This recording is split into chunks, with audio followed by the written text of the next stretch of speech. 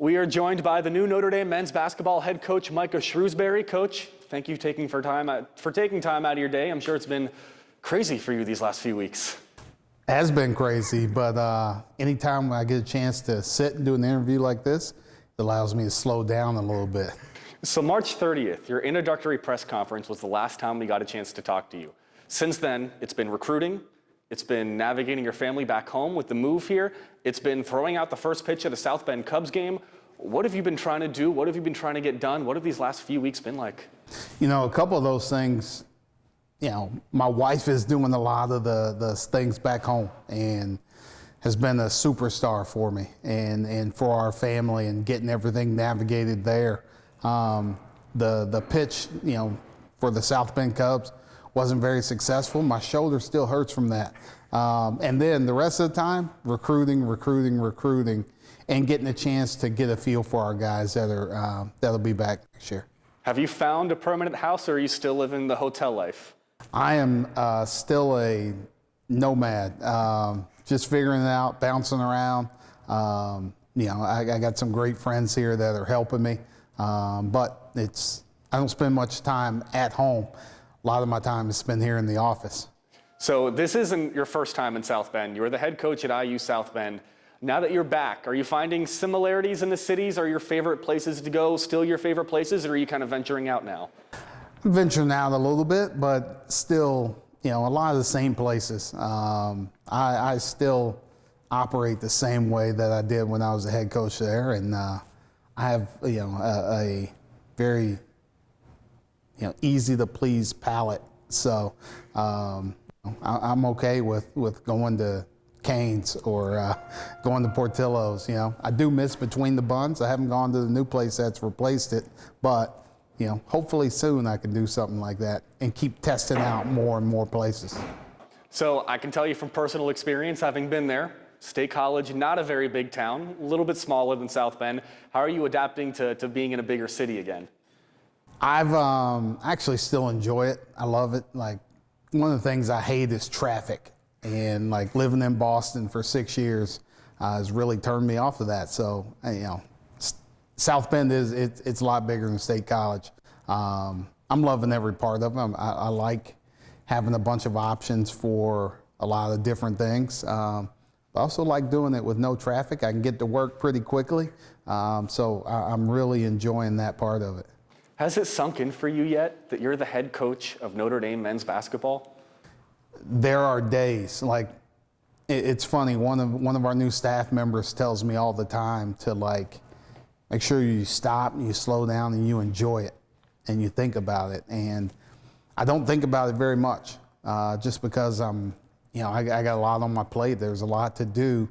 There's a lot to get done that I want to do before our guys come back. But there are days when you wake up and you're like, man, this is pretty cool. I'm the head coach at Notre Dame.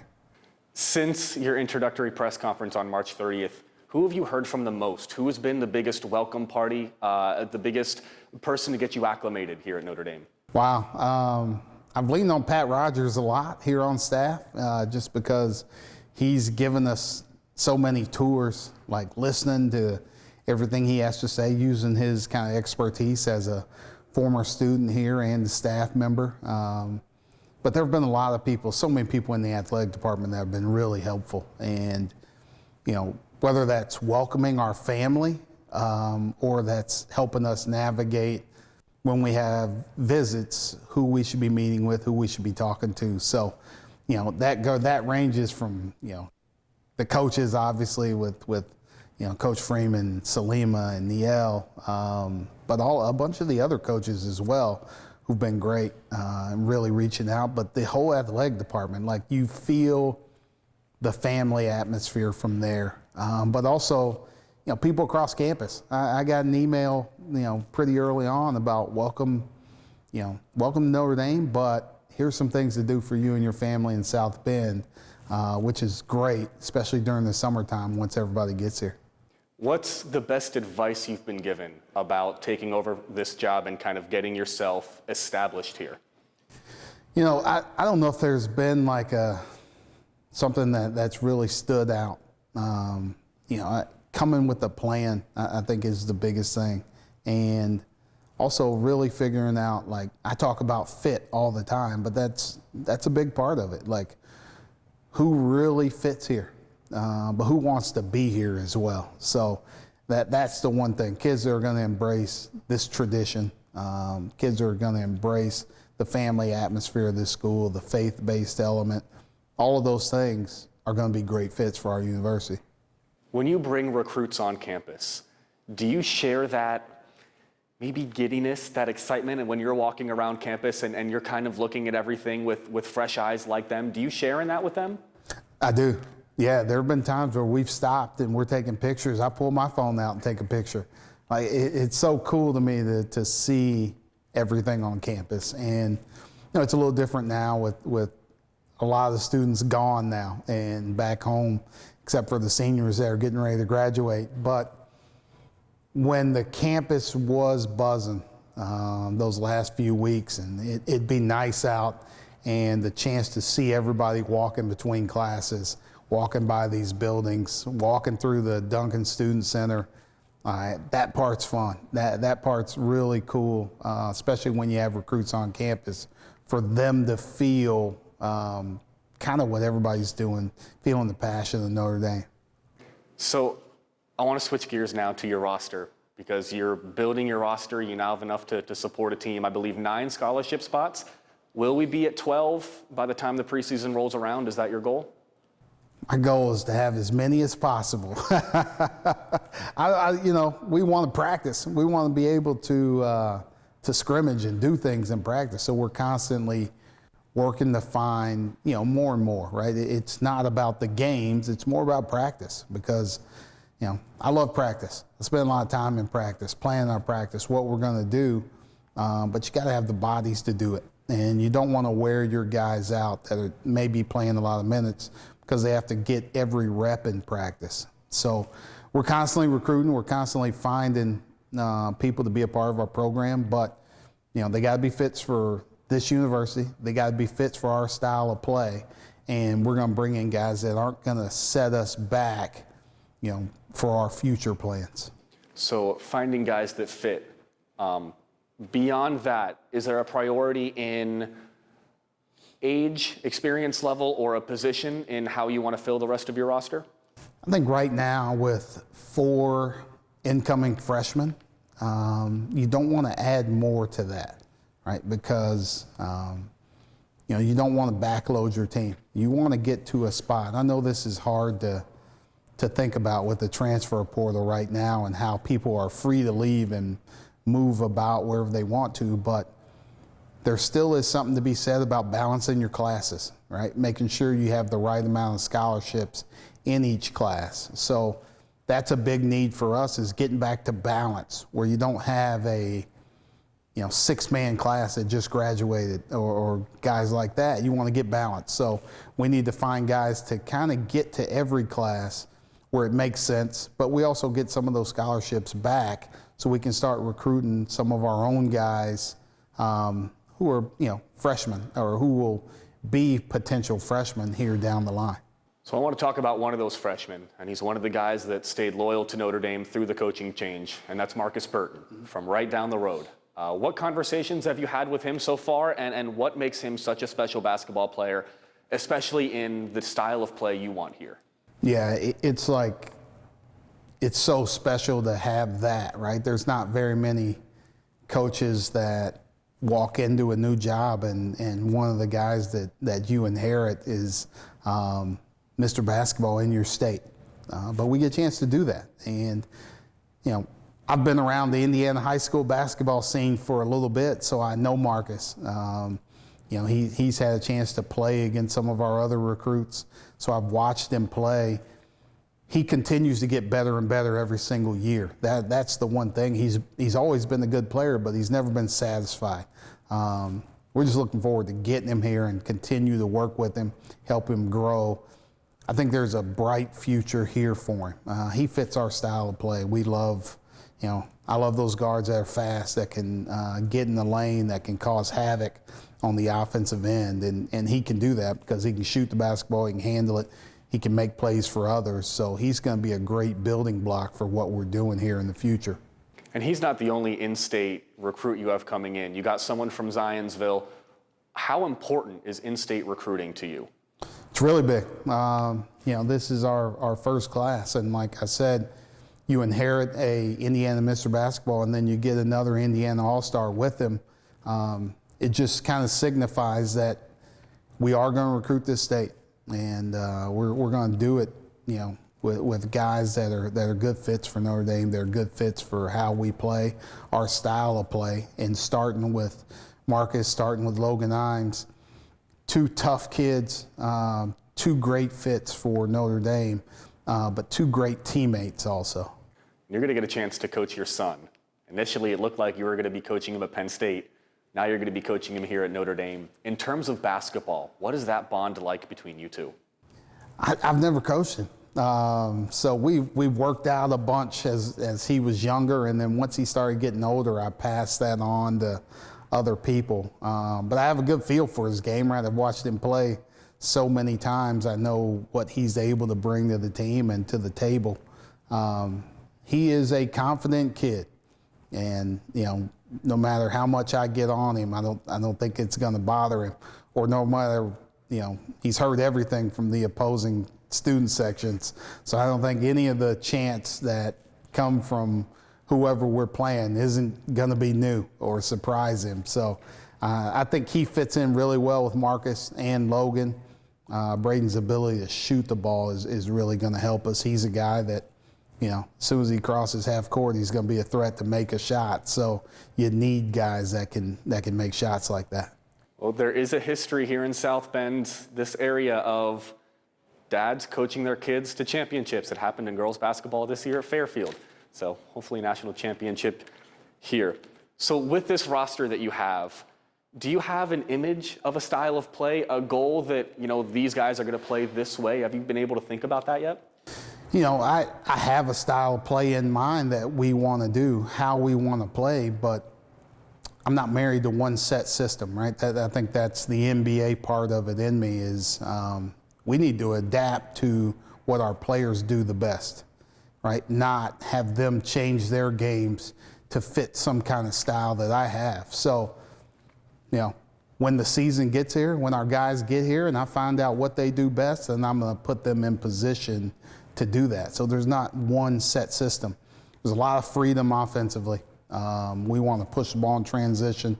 We want to play a 5-out kind of system with a lot of skilled guys. We're going to shoot a bunch of threes. But then I think on the other end of the court, the one difference that you may see is that we're going to be a tough, nasty, gritty defensive team. And that's always who we're going to be. No matter who we have or what we're doing on offense, we're going to be a hard team to score on the other end. So let's switch gears now to your coaching staff. First off, is your coaching staff complete? Almost complete. We're getting there. We're really close. We should have another couple announcements here soon to complete it. But we have a great group of guys right now that have been announced that are working really hard to help us continue our growth as a program and keep moving forward. So your associate head coach, Kyle Getter, you two have never worked together before. What made him the right fit to join you here at Notre Dame? Yeah, there are a few things. Familiarity, for one. We've never worked together, but we're really familiar with each other. Both of us being Hanover College graduates. We never played together. We weren't there at the same time. But after the fact, right, being able to work camps, being able to be around each other, we've helped each other as colleagues throughout our careers. But he also knows our league. Being at Virginia is really going to give us an advantage, right? I've never coached in the ACC and don't know the teams or the coaches in this league. So he's going to really help us in that area. But he's also really good in player development. He's also really good in being a guy that brings people together. And he's an excellent recruiter. We've already, he's helped us get involved with some really good people, that's going to bolster our future. As a head coach, what do you do or what can you do to help establish familiarity, and chemistry within a new coaching staff? Big part of it is the people that you bring in. You have to fit. You have to have guys that can work together, that have strengths that make each other better. We're all trying to make each other better. Right? I'm not perfect. I've been a head coach for 2 years at the Division I level, so there's still things that I'm not great at. I may make mistakes, but I know that Kyle has strengths that'll help me. I know Mike Fairley has strengths that'll help me, and there's things that I do that help them. So we're all in this together. We're all trying to make Notre Dame the best that we can be, and the biggest thing is there's no egos involved in any of that. So the school year is now over. Your son is about to graduate. What's next for you? What does the rest of this offseason look like as you begin to transition into the preseason and your first season in charge here? Yeah, recruiting never stops. So we are constantly, trying to fill our roster for this year, but also trying to put ourselves in position for future classes. So we're really stacking classes on top of classes of really good players. From there, then it's about making sure the family's okay. I'm the head coach at Notre Dame, but I'm still a dad, and I want to enjoy these times, with my kids. Right? I want to see my son graduate and have my family there, have my wife's family there, so we can celebrate, that milestone with him. But I also get a chance to watch some of my other kids do things, and seeing my daughters in gymnastic competitions, getting my other son back to Indiana so he can play with his high school team this summer. So there's a lot that goes into it to make sure our family's okay. And then gearing up with our staff to, as soon as our guys get back for the summer, that we're ready to go full speed ahead. Will your son be playing for South Bend St. Joe High School? He will be, yeah. He's looking forward to being there and playing and, being with those guys starting in June. Awesome. You are replacing the winningest head coach in program history. How have you embraced that challenge? Is it something that you think about often? I haven't had time to think about it, but it's Coach Bray is a legend, and because of what he did on the basketball court, but because of what he did off the court and how he connected with people. And, in my own way, I want to do those same things, right? Try to connect with people, try and bring them, closer to our program so they feel connected to our program.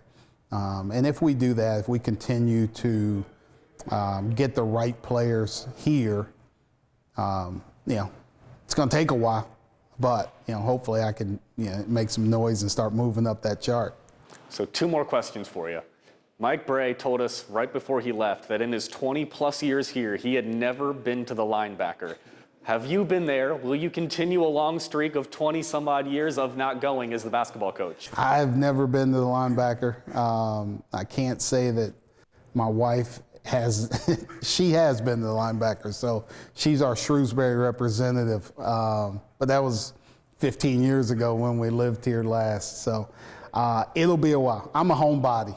I love to be at home. I work so much. I love to just either celebrate and do stuff with my kids or just sit in my basement and watch basketball usually.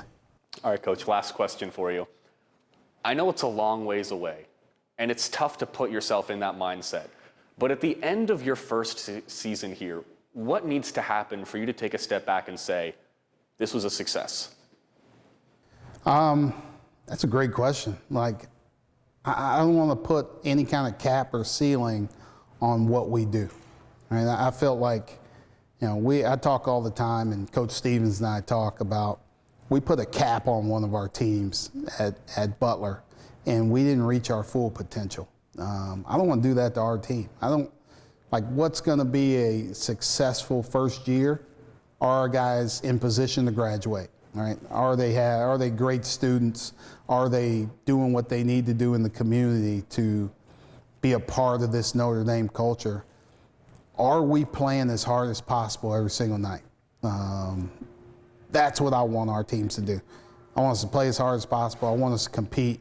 I want us to build from this to where we're going to be in the future.